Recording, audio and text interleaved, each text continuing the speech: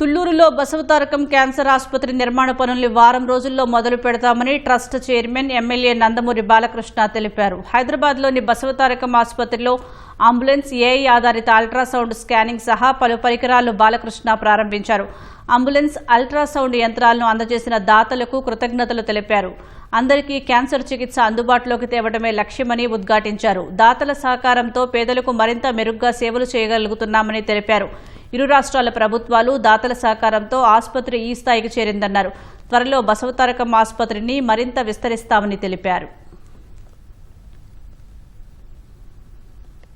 ఆసుపత్రిని ఇలా దినదిన అట్లా పెంచుకుంటూ ఇవాళ ఈ స్థాయికి చేరుకున్న one of the best hospitals in the country for single specialty cancer ఎదిగామంటే అదంతా ముఖ్యంగా దాతలు.